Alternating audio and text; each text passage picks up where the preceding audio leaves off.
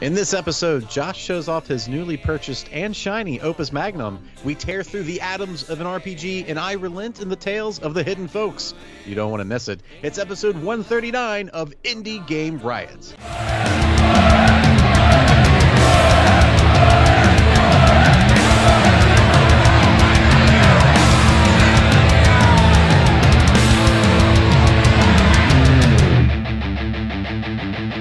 Indie Game Riot!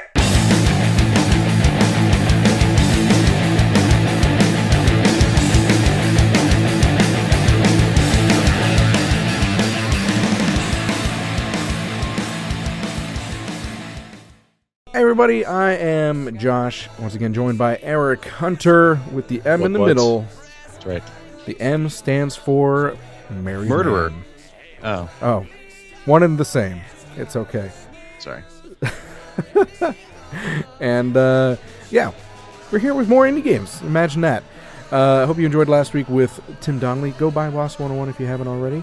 This week, we've got some cool news. You already heard Eric kind of go through his special way of introducing it, as we do here.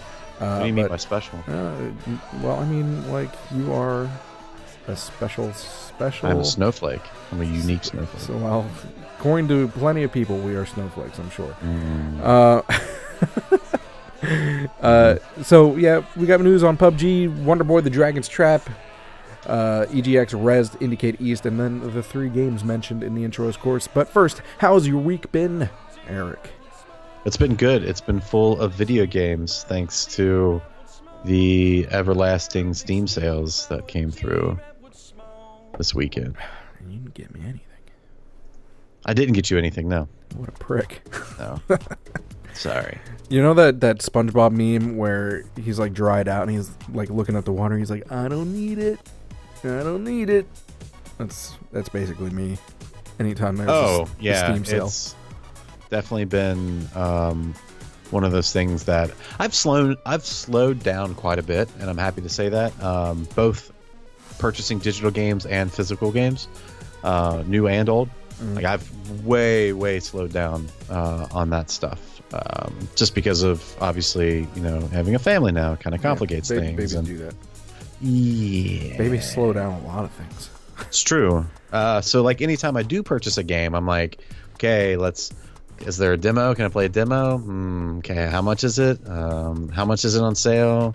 Am I really going to play this game? Like, it's literally like a... I have to prioritize the games significantly. Like, the wish list, like, reordering the wish list has never been more helpful. Oh, yeah. And it almost got me a couple of times, too, because I probably looked at my wish list on Steam probably like 5 or 6 times throughout this weekend.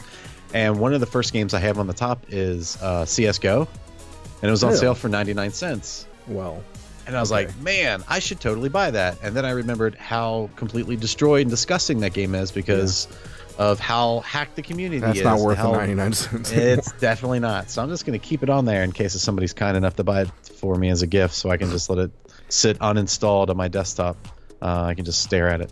But I ended up purchasing actually one of the games we're going to be talking about later in the news section, which is the Wonder Boy 3, The Dragon's Trap, which has been a lot of fun. It looks good. I haven't heard of it actually, but it looks good. I'm surprised I missed it.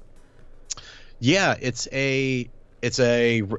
like a remake, I guess you could say, from an old Sega Master System from like way back in the day. Mm-hmm. And they completely overhauled the graphics, the sound, the music, but the game still plays like it does, like its old school counterpart, even to the point where the developer was able to re-engineer the password system. So whatever passwords you were using in the old Sega Master System game, you could actually use on this new port of it, and it would work, and vice versa. So you can it's pretty impressive. They do the very cool thing that Double Fine's been doing with some of their remakes or remasters or whatever you want to call them, where you can click a button and the old school graphics show up. Oh yeah. So that's pretty cool to see, like, all the details and stuff that they've done in the backgrounds and to the character designs and stuff. But it's still stemmed by old school gameplay where so the game is basically just like a side-scrolling adventure game. There's some RPG aspects. You level up, buy loot, or God, loot. You buy weapons and armor and stuff loot to like boxes level up your character. Is what they put into the game. You mean they put loot boxes in? And speaking of CS:GO, yeah, right. But the problems become like you're mainly just going left for a really long time, killing enemies until you finally get to a boss, and there's like no checkpoints. So if you die, you have to start all the way over from the beginning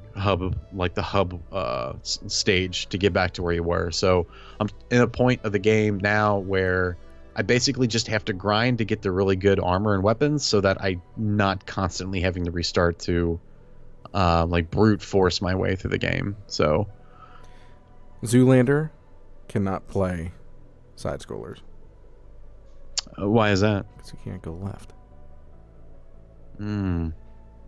I don't know why. I don't know why I felt the need to say that stupid ass joke and bring up that old ass reference, but I did. It's a tough one. Yeah, man. So let's move on. Pretend like that didn't happen. How's your week been? Yeah, I've been. My kids have had off school, so that was taking up a lot of time. But Sure. you know, they for Thanksgiving, and then we finally put up the tree after Thanksgiving. As you can see a little bit behind me there. The back. Oh, it's so beautiful. That stocking. Is it mine? Is that my stocking? That's my. Is there candy in it? My guinea pig. I want stocking. candy. You can have the guinea pig snacks. Yes. It's dried papaya. Probably not too bad. They like fruit. Anyway. I believe you. Yeah, you should. I am the expert on guinea pigs. Anyway, what was I saying? Man, I don't know. You lost me. Yeah, we with the Christmas thing we do. I can't say it too loud in case my kids should be sleeping by now. But no, we do Elf on the Shelf. Yes. And the past few days we've just been kind of like putting her around the living room, like she was like the top part of our tree. Like the tree has like lights, not built in, but like already on it. Like it came with lights already on it, so you don't take them off, right? But for whatever reason, the top portion of lights, because it's a fake tree, didn't light up at first. So we finally got it fixed. I don't know how, it just worked eventually, and so we put the elf up on the tree, like made it like she fixed it and stuff. Nice. But today my son, when we were in New York, I got my son this little squirrel that makes sounds from this toy store there, and I had her riding the squirrel in the kitchen, and like eating almonds. He, like, left a trail of it. I like to be creative. I did steal one idea last year though, where I put her on his little potty, and had her poop out a Hershey Kiss. Wow. Yeah. That's They were cracking up this morning though. I mean, they like it, so fuck you. Sure. I mean, I don't know, like the whole toilet humor thing. Obviously I loved it when I was a kid, because I mean, who didn't? Who doesn't love toilet humor when you're a kid? But now it like disgusts me anytime I'm like watching a movie or a TV show, and it's like they go for that fart joke, and it's like, ugh. I think there's room for well placed fart jokes, like ironically. Man, I couldn't. Although you know what, fart joke. I will say though, in your defense, fart jokes actually turned me off from Doctor Who. Oh, weird. Because fart jokes in Doctor Who. Yeah, it was like less than 10 episodes into the first season of the modern era, I guess you would call it, of Doctor Who. They were like, it was something to do with the Queen of England, and like they had all these royal people like farting, and there was something to do with aliens too. I don't know. It was just like, why? Oh shit! I think I remember that episode. It wasn't very far into the first. Yeah, they were like in a boardroom. Yeah. That was. Well, it's the same thing with Star Wars, like the prequel movies. And people are like, why don't you like the prequel movies? It's like there's fucking fart jokes in it. Like, well, they were trying to draw on the kids. Okay, then make a good, compelling story with good, compelling characters that kids can look up to. Yeah, I was gonna say, although put in fart jokes, like kids like the original ones too. Anyway, speaking of fart jokes.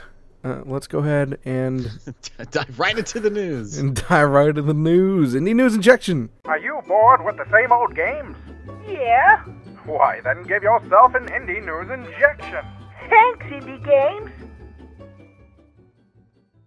This week on Indie News Injection, the very first thing that we're talking about is PUBG, PlayerUnknown's Battlegrounds, do that thing, thank you, is coming to China via mobile version, which, first of all, PUBG is still technically indie. As huge as it is still self-developed, self-funded, and in beta. And in early access, technically. I don't understand how you do this on mobile. Can you explain this to me?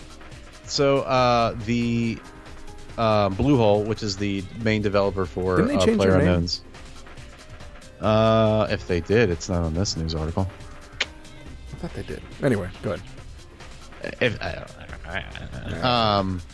So the issue's becoming so for those who don't know, and if you don't know, it's okay to be left out of this game, but it's basically just a third person shooter, where it's everybody versus everybody, last person alive wins.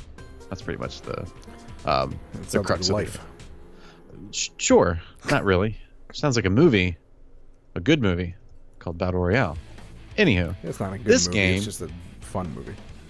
It's a good movie. It's stupid. You're stupid. So they are developing a mobile version that is going to be released in China only as of right now, and it's going to have, obviously, it's being adapted for the smaller screen, and it's going to have touch controls. Now, digital controls. Yep. Now stay with me, because this article even mentions it, but other developers have done this with games before. So, like, Call of Duty has a free-to-play that's exclusive to Japan mobile game. So this isn't the first time that a developer's tried to adapted their title to a mobile version for China only, just because the mobile scene is so much bigger there than it is the rest of the world. What they don't say is if, or possibly when, these mobile gamers will fight against, will play on the same servers as those playing on PC across the seas. It's a neither confirm nor deny scenario. Right. That's what I'm more interested in, is if they decide that they're going to let this player base in on, like, those who play with keyboard and mouse. That will be interesting. It just seems so stupid. But it's possible. You could. It'd be crazy though if they actually adapt kicked ass. What's that? It'd be crazy if they actually kicked people's asses. Well, so you could severely adapt the controls to use, assisted aim and things like that. It's possible. Man, I don't know though. Even this China. Reminds me of the old days of, for those who may not know, the Sega Dreamcast was the first online system. It came with a 56K baud modem. Okay. Quake was one of the first games that you could play online for the Sega Dreamcast. They also opened the servers up to PC players who also had Quake. Now, the Sega Dreamcast had a single analog stick to move around. And if you wanted the strafe, you actually had to use the face buttons. So the controller was very primitive. According to today's standards. This is what... So you can imagine how slaughtered the Dreamcast played players... on the Atari joystick. Just about. Yeah. Just about. But that's what this reminds me of. Unless if they really bump that assisted aim... I don't know, they should just keep it its own thing. 'Cause, I mean, first of all, it's not like China has they have plenty of players in that country alone. Not to mention, sure. Like you said, you mentioned Japan and Korea, I believe. South Korea has a really big base of... For mobile, PUBG, yep. For mobile, too. Well, yeah, PUBG. So, just keep it there. But if this works out, how many more developers are going to do this? If you think it's saturated now...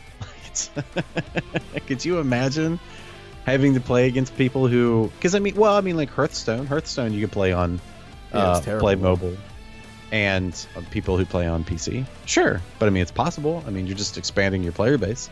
It's an interesting idea. I just think the fact that, man, using PUBG as that, if this works, this is the touch tone. That's mind-boggling to me. Prep says the Dreamcast still has indie titles published for it to this day. It does! I've got a slew of them. Volgor the Viking is one of the popular ones on there right now. That was just released like 6 months ago, I think it was. It's actually getting at first it was like a bootleg. You had to download and burn, like old school style. Well, see, that's what I would imagine, like people making their own, well, in this case, not cartridges, but you know what I mean? Like basically their own ROMs. Right, games. and then you just burn them to a disc. Yeah. Yep, it's pretty amazing. You know what else is amazing? Me. This is you. Oh, I thought I did. Oh, speaking of Wonder Boy, the Dragon Strap, the dev reveals how you can unlock the actual game dev tools. And it's actually pretty simple. It's only for the PC builds that were released through Steam and GOG. But all you have to do is go into the settings.config file and change editor equals false to true. And then you press F while playing the game. There you go.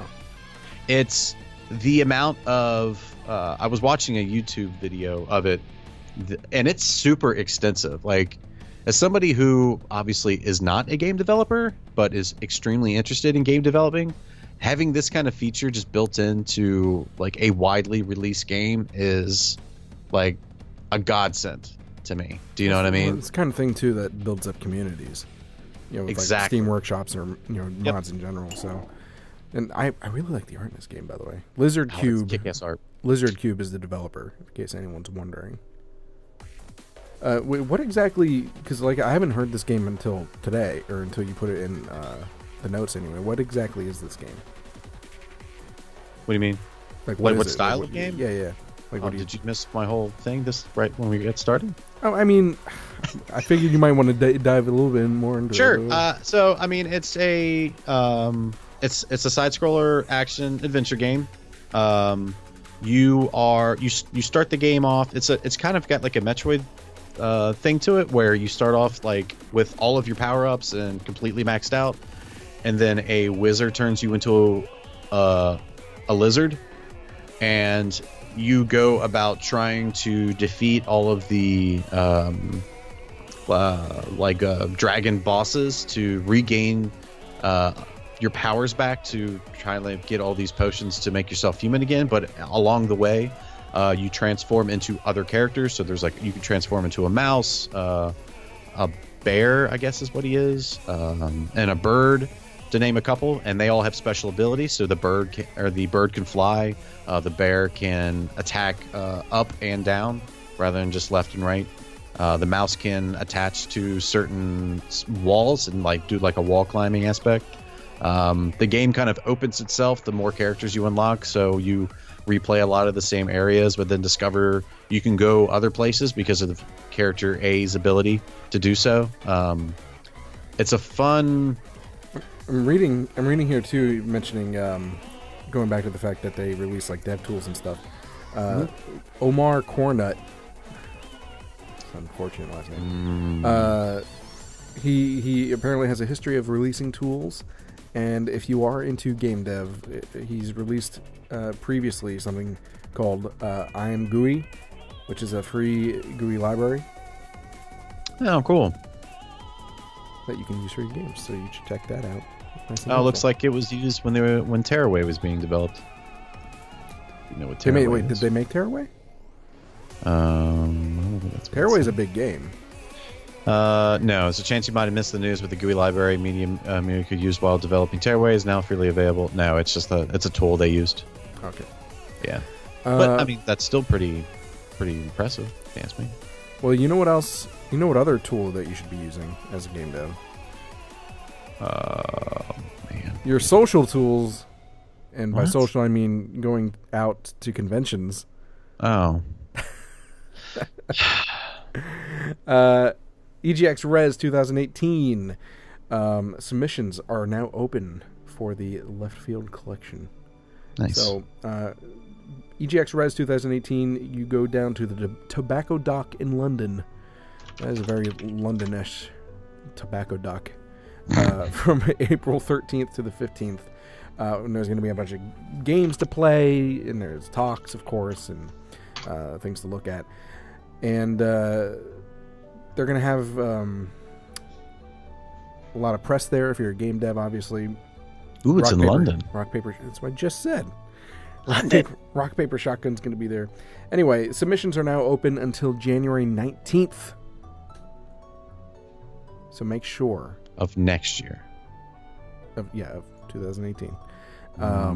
So make sure that you get, if you're going to be in Europe during that time, England specifically, make sure you get your submission in. Of course, we'll link it below when you're watching the recorded version of this. So are you going to send me on behalf of Indie Game Riot? If you're paying your way, you could probably get press pass. As a matter of fact, man, if you want to, as a matter of fact, if you want to go to New York, IndieCade East. Well, this is a good segue. IndieCade East is coming up. This is a good. Everybody, listen. This is a good segue. Of course, we ruin it by pointing out that it's a good segue. Oh, come on. Who you kidding? IndieCade East is coming up in New York, February 16th through the 18th. And this year's theme, I guess you would call it, is a decade of game design. Nice. So they're going to be going back through the decades. And if you don't know, IndieCade East is a little bit different from the main IndieCade out west where Rev goes to every year. IndieCade East is more, I guess... I mean, if they let Rev in the west one, this one's got to be way... This one's more professionally, like industrially focused, if that makes sense. And they still let people in, who are just fans, but it's definitely a lot more press, a lot more industry professionals and game devs, stuff like that are in this. And they actually take some of these games, and because it takes place in the Museum of Moving Image, which is in Queens, and they take some of the games and put them on display as they would in a museum. And they're interactive most of the time, but it's still kind of cool to just walk around and see games put out on display rather than like what you would see at a regular convention. And they do have games similar to a regular convention as well, because there's these games that don't make it into the exhibits can then apply for like this last minute thing where you get a random table to set up your game in a different room, and it's really crowded in there, but you find some really cool stuff in there with devs. So if you want to find a way to New York that weekend, you can almost guarantee that you would get a free pass in with your credentials now. Ooh, look at me. I'm flying high. Yeah.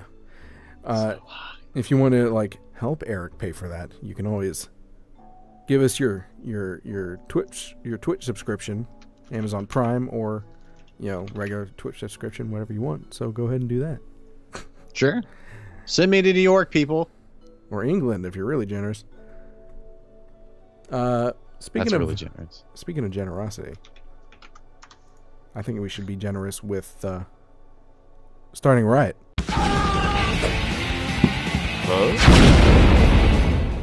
This week on Starting the Riot, we are coming out with what we believe to be our Opus Magnum. Pretty sure that's not the right term, but that's the way we're going with it today. Opus Magnum is by Zachtronics of fame such as, if I can remember correctly, Infinifactory. And wasn't there another game that he was pretty well known for? Infinifactory sounds familiar. Infinifactory, we've covered Infinifactory. I feel like there was one other one. Anyway, point is, Zachtronics is known for making these crazy. I'm not even playing the damn video, and you're just staring at the screen because I'm bad at my job. Space Kim Mobile, that was one. Yeah, but that was not what I was talking about. But anyway, he's known for making these really complicated assembly line type games. This isn't an assembly line, but the point is, you're making a machine and solving puzzles to progress through this game by using various parts and baubles and whatnots. I don't know if you would consider a Rubik, or not a what do you call him? A Goldberg? Rube Goldberg. Thank you. That Rube one. Goldberg. Yep. That's what it kind of looks like to me. But I mean, what's the end game? I guess is what's the? How do you win, or do you win? Well, I believe from what it looks like with this is that it actually has I don't know if you would call it a story, but it seems like there's a reason to continue going. It's not an endless thing. Let's see. it would help if I could actually. This is why you send review copies, by the way, everyone, because. Yeah, because this game looks crazy confusing. Like, I am so totally turned off by this. This is one of those games that people like will spend hours on, from what I've seen, just trying to figure out like the best way to do it. The puzzles are open ended. Like, there's not an exact way to do it. Right. There's no one right answer. Right. There are multiple wrong answers as well. There's ways not to do it. But the point is that you're trying to... you can go with, like, super efficient, or you can go with super, like, crazy, cool, complicated stuff, too. It's up to you. It almost looks like a... Just the user interface almost kind of looks like a Fruity Loops...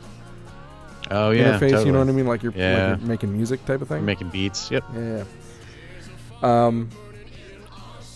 And the whole point is that you're making these machines to kind of, I guess, create these man, the words in this, I can't say them. Alchemical? Is that right? Reactions. That's the end point of these machines. But anyway, Zachtronics making these crazy complicated games. Alchemaic? I'm actually going to, because the website's not really informative. No, it's totally not. Let's purchase it on Steam. Yeah, let's do that. Oh, early access. Shenzhen IO. That was the other one. Space Cam you mentioned. Oh, that sounds familiar. Okay. Yeah. Wait, it's in early access? Yep. Fuck me. Good research. $20 early access. Can you tell I've had my kids this whole week?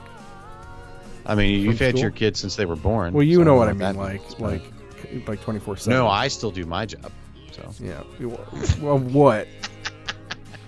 My job was to put the news together, and I did the intro. So yeah. I'm so goddamn tired. This game looks crazy, confusing, and we're clearly not the people to be talking about. Anyway, alchemical reactions. You make vital remedies, precious gemstones, deadly weapons, based on the pieces and ingredients that you're adding to the puzzle. To progress through the game. Transmutation, baby. Yeah, well, it's like, okay, using a variety of components, including programmable arms, customizable tracks, and more exotic devices like Van Berlo's wheel and the glyph of Amayamus. Complete against your friends in the world to build the simplest, fastest, and most compact solutions to the game's challenges. Export animated GIFs. That's cool. Export animated GIFs of your elegant designs to show them off. That is a great idea. Put animated GIFs, export animated GIFs in your game. Well, you know, we mentioned like how to build communities and stuff like that. It's just take tips. Take tips from these people. For sure. I'm sorry. Now I'm thinking, like, should I do 2 Peep Show games? Because sure, why not? Make it happen. I don't know. Because Adam RPG looks kick-ass. So. By the way, there's some cool mini games in this too. They have like a solitaire game based on the alchemical stuff. Alchemy. Oh, weird. It was like a Chinese checkers something I saw, maybe. Chinese checkers. Not that of regular American checkers that you're familiar with. The Chinese version. Checkers all the time. Good. Yeah. Excellent. You know what? Any other? Do it again. It's currently on Steam for $19.99. Thank you, $19.99. Don't early see access. the sound. $19.99 for Windows, Mac, and Linux, since it is on the Steam machine. Do the sound. Yeah, I opened up the Steam page and it played the stupid trailer. Oh, those are the worst. Everything's going wrong right now. Everything's breaking! Everything is going wrong. Any last words on Opus Magnum? If somebody could give me the elevator pitch for this game that would interest me in buying it and playing it, please send it to me, because I would love to hear what the pitch is. Better than what we've been doing tonight. This has not been the best performance by myself. I will say that. It's a complicated game. I mean, it is one of those games. Excuse me. Other than like, well, the point, like, okay, so to give like more into the background of it, you've got to play it. I feel like I haven't done it justice. You have the Opus Magnum is this guy's machine. It's like his fucking prize, like top, like I did this shit is gonna be used for everything, and you basically stick these, alchemy ingredients into it to create or assemble, in this case, potions, poisons, weapons, blah blah blah, and you there is a storyline to it. There's chapters with their own objectives in the chapters that you have to complete, and all that sort of stuff. So it's not just like a free range where you're just like, oh, let's just make a machine and see how cool it can be. There is a point to it if you're into that sort of thing. But otherwise, if you're into the sort of thing where you just like to make machines, which I know a lot of people do, I think it opens up to both of those audiences. Anyway, before I make it more of a fool of myself, let's move on to, I don't know, Peep Show 2.0. Peep Show again. Please give all your attention to Early Access.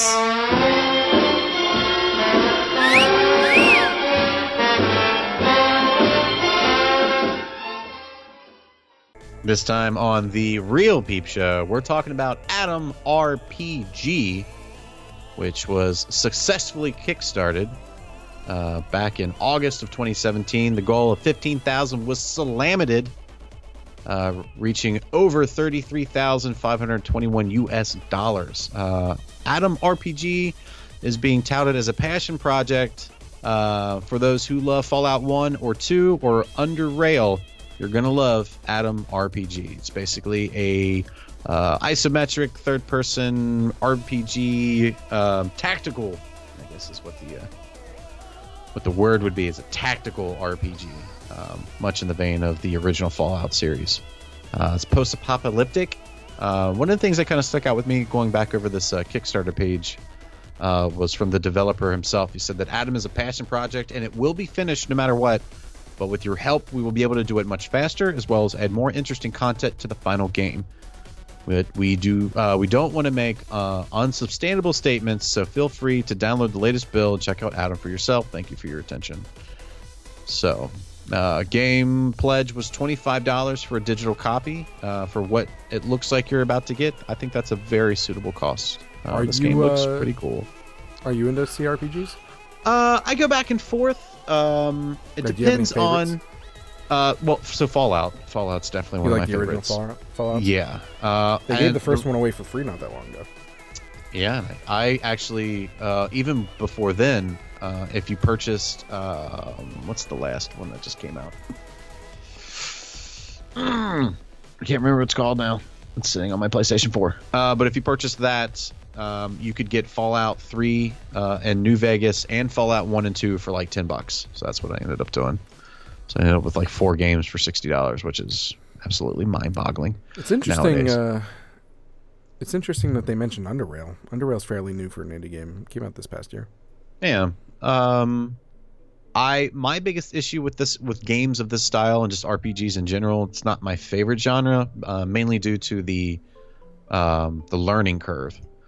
So I mean that's based on I will say that Baldur's Gate has a pretty heavy learning curve to it. Yes. Yep.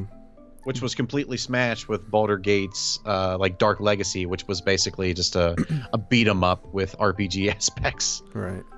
But I mean, but some games do. I've actually never. I will admit, I've never played the original Fallouts. That's why I was excited to get the first one for free. But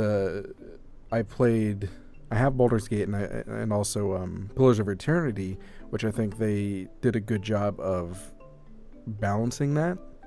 Because Baldur's Gate was pretty punishing, and it still is. Yes, I get stuck a lot. Whereas Eternity, Pillars of Eternity, felt challenging, without being like the beat 'em up, like you said. So I wonder how they did with Atom RPG. And some of them are just straight up more narrative too, right? So I wonder what direction they went with Atom RPG. Is it like Gauntlet, where it's just a beat 'em up? Is it like Baldur's Gate, where it's challenging.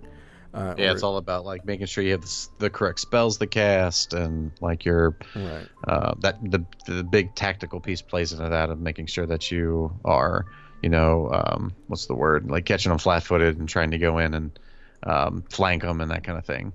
Yeah, or is it heavily narrative? Which to be honest, even if it was like a beat 'em up, as long as the narrative is good, I would probably still enjoy it, because I've said it before. Like, narrative is almost more important to me than anything else. I mean, it has to have good gameplay, but if it's good story with like nothing new kind of gameplay, then I'm fine with it, to be honest.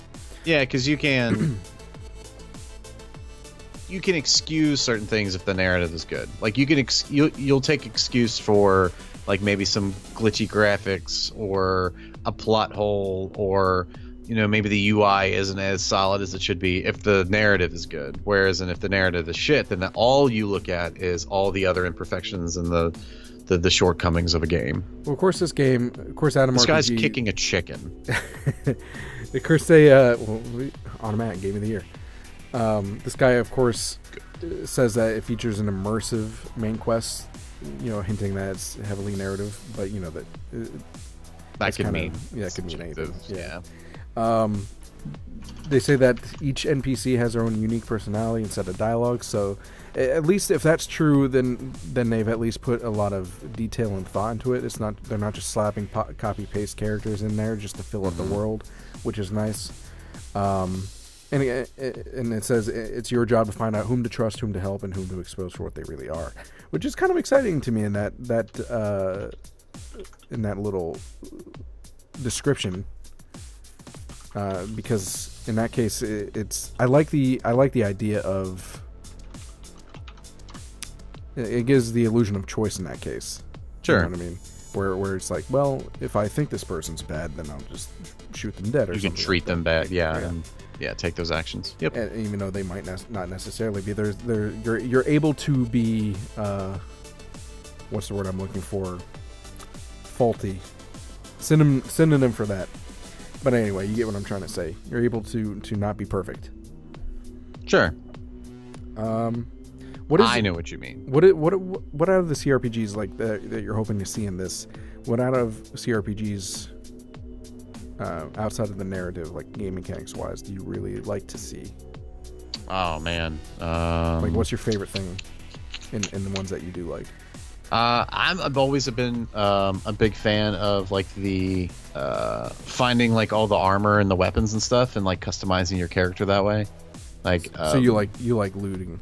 I do. I really do. Like, I love feeling like if I just spend an extra 10 or 15 minutes like grinding in a certain section, I can blow this boss away with a couple of swipes, rather than trying to like attack heal spell, attack heal spell. We're mentioning like we mentioned Fallout before, and talking about Fallout in the chat. Like, the thing that I like about Fallout, especially the as you go back further, it seemed to be more prevalent, is being able to go through the game basically pacifist mode if you really wanted to, and just using your I'll just say charisma stat basically to get through everything. Get through everything. I enjoy that, to be honest.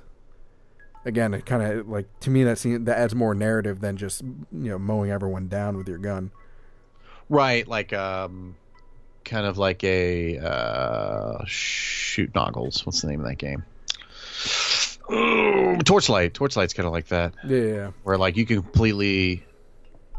overhaul your character and like completely miss the entire game.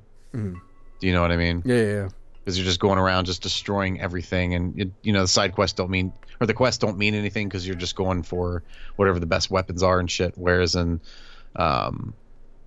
what was the big game where like you could basically sidestep everything and not really fight in? Fallout. It wasn't Shadowrun, was it? I can't remember. One other thing, while you're thinking of that, one other thing I particularly like too, that I wonder how they do in this, is it kind of goes into the whole like collecting aspect that I like in games. It's collecting and recruiting. I like having large parties, just because there's more personality and more story and more interaction with the characters. That's one reason I like Baldur's Gate Pillars of Eternity, because they do a good job of the inter-relationship of the party characters. Right, yeah. How they rely on everybody yeah. and make a team. So I wonder if they would do that in this game as well. I mean, you can obviously have a party, but I'm wondering like what the limitations to that are. Of course, exploration, I think is really good too. Uncovering new lands, meeting the people, who live in those lands. It's not just the same bipedal, white human living in a shitty environment. You know what I mean? You can see that they're changed by the environment they live in. Yeah, and there's some linearness. Linear, is that a word? Linearity. Sure, that it can be linear, but at the same time, it's linear in the sense that it's self-contained in some of the maps, maybe, but it allows you to be a little bit open world where you can explore and get rewarded for exploring. Is what I'm trying to say. So, and it seems like that Atom RPG does it too. So I'm super excited to give this a try, and looking forward to it being fully released, apparently, because this is a double peep show episode. Peep peep. Sorry, no starting the riot. I love those peep shows. I feel like such a dumbass. Peep shows are the best. Anyway, you know who else is the best? We're going mobile, people.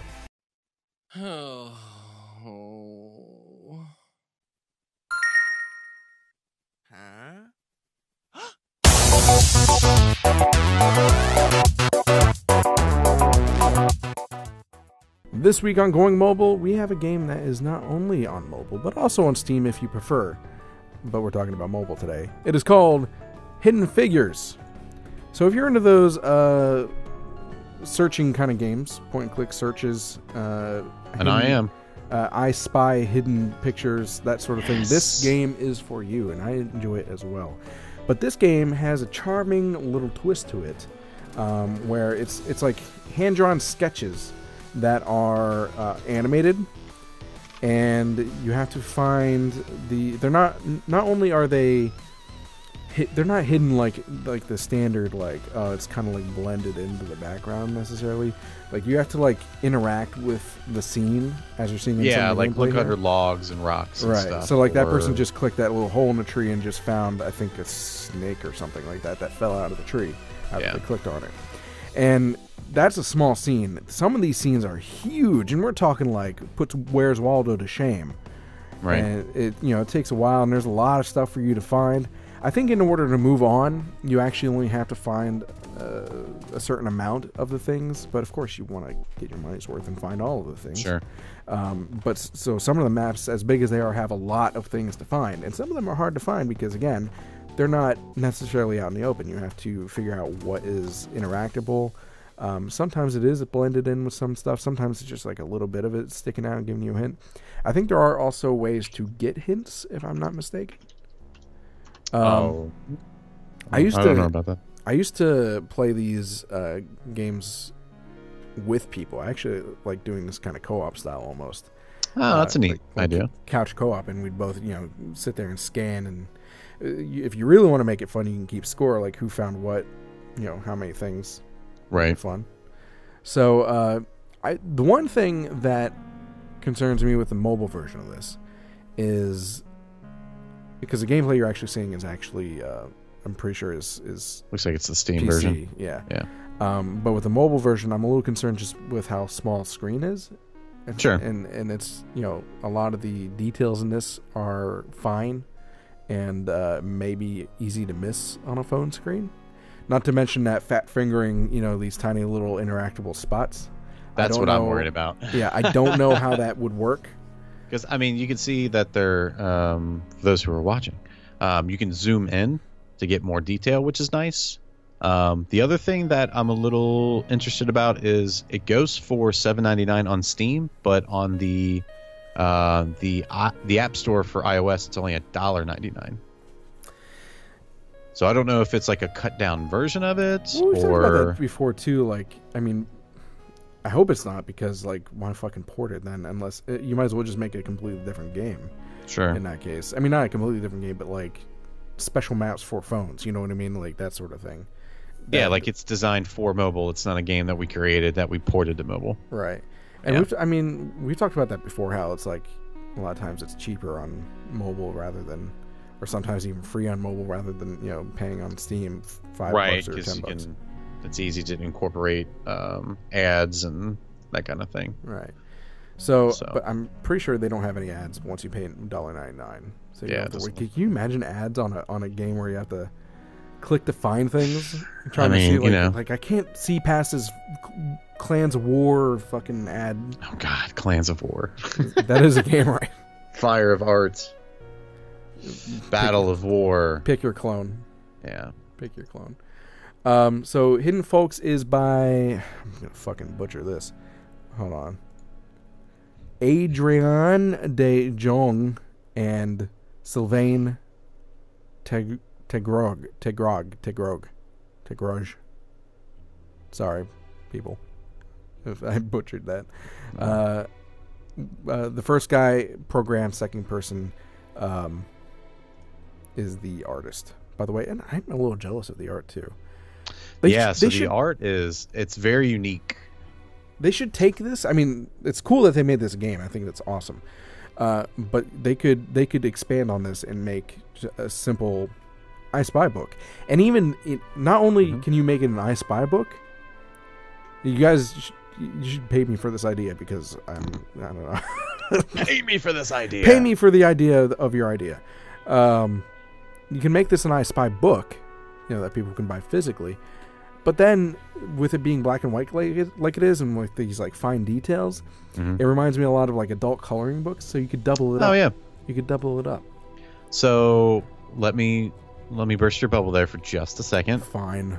So they don't have an I Spy book, but there are what they call a playable poster, which is basically a large poster of a static scene, much like Where's Waldo, that you can buy for $35. $35?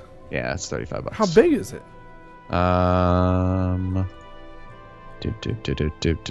It is an 18 by 24. Oh, and it comes framed. Oh, okay. Yes, 18. Oh, yeah, 18 by 24 inch poster. So standard size. I don't know. Is that standard? I mean, I think so. I mean, it's less. If my calculations a foot and a half are correct, by 2 feet. Yeah, sure.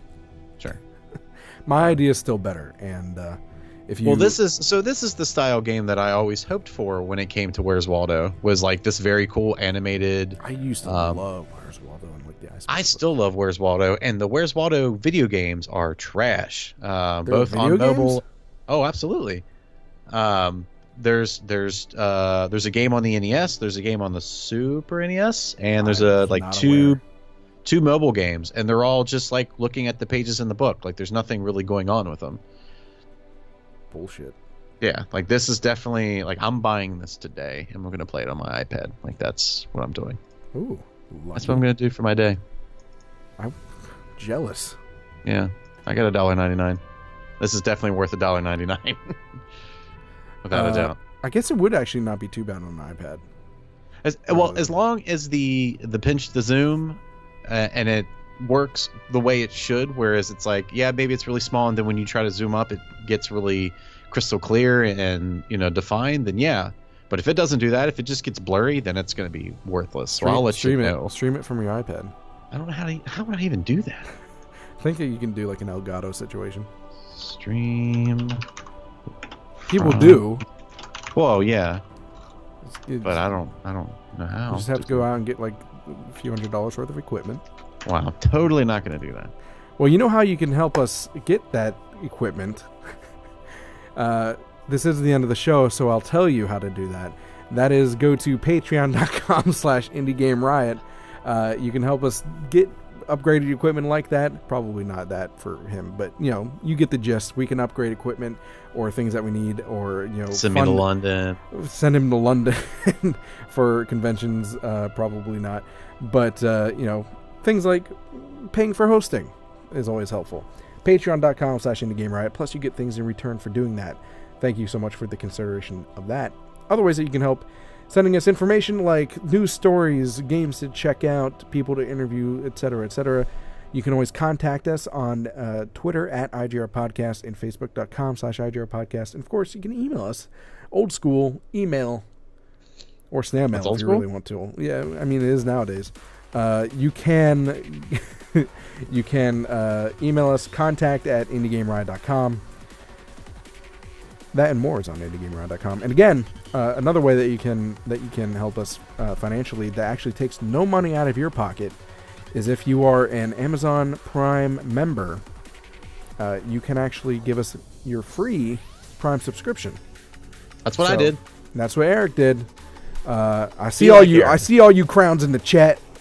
You can give us your free Amazon Prime subscription, and that helps us out as well, without actually charging you any money outside of your Prime account, your Prime payment. Anyway, yeah, it's just included with everything else that you get from Prime. So yeah. I mean, why not? Yeah. Any last words, sir? Oh man! Oh, Firebomb Zero came in at the end. Missed the whole show. Yeah. Starts at 9:30. It started an hour and a half ago.